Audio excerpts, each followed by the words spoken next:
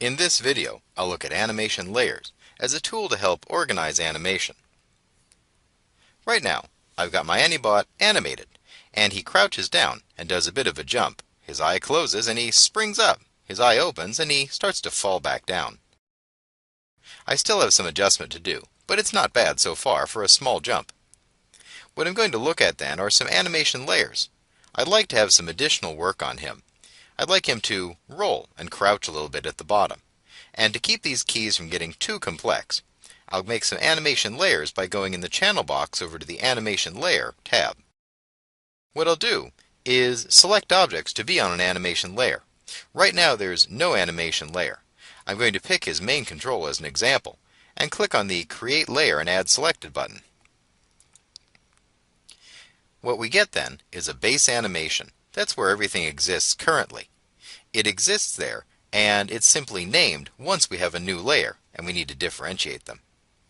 I'll work on Animation Layer 1, and I can see on the bottom it shows me Animation Layer 1. If needed, I can use the drop down here to switch back and forth. What we'll see sometimes is working on display layers, hiding and unhiding objects, or selecting and deselecting different things, and using animation layers to organize that animation. The most important part is that now that I've made an animation layer, and on this object, I can see in the channel box that all these controls are yellow. That notes that they're on an animation layer. Now I'm going to come over to, let's say, about frame 18 or so, maybe 17, and key a little roll in here. I'll scroll down, and there's my roll controls. What I'll do is look at which axis he needs to roll on. I'm going to have him roll on his Z-axis side to side a little bit. I'll right-click on Z and key selected. There's a keyframe, and I'm going to have him start there, and maybe by about 20 or so, he rolls over.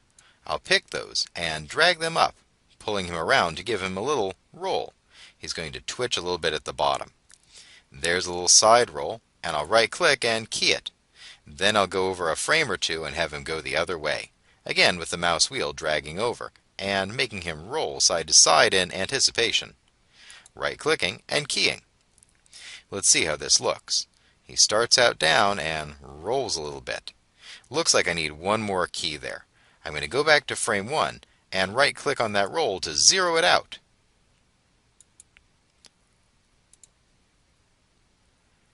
He starts out with no roll and starts to roll a little bit in almost a twitch at the bottom of that motion and jump. I need also to make sure that maybe by 30 or so he's returned back. So I'll put a 0 in and set a key. This is just one piece, and we can see with the number of controls available, we have a lot of possibilities for expressive animation. Animation layers then help us organize, keeping our keys somewhat separated and letting us look at either different objects, different shapes, or different kinds of motion on different layers, so we can get in and adjust those keys without having a key on every frame, making it difficult to see what's going on. Once this is all done, I'll go into my graph editor and adjust those keys. I'll choose Window, Animation Editors, and Graph Editor. Here in the Graph Editor, I'll make sure that he's selected, and I'll see just the keys that are available. There's the base animation, and in here is the animation on that layer. Here's Animation Layer 1, and I can see just the keys on it. In this case, it's just the roll Z, and there's that graph, very easy to read. Animation layers are a terrific technique for organizing, especially when you have multiple controls. So we can add in all kinds of rich expressive subtlety. Now I'm going to take these keys and see what kind of adjustment they need. I'll frame or zoom in and see what I can do. I'd like to have him smooth into that motion. I'm going to take this key at the top and let him roll in and come back. Again, with the key selected, I'm going to break the tangents and free the weights.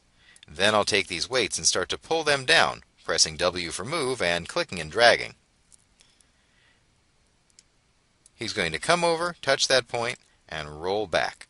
And I'll make it some sharp peaks in here.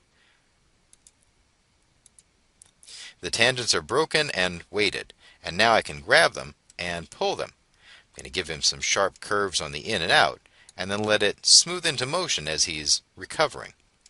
I'll grab this last one and pull it around, making sure it goes nice and flat. Breaking, freeing, and pulling.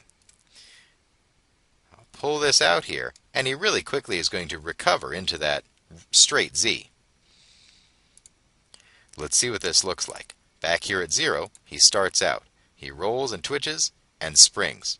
I can space out those keys, and they're very easy to select on my timeline. So it's a great tool to have, using animation layers to organize complex animations.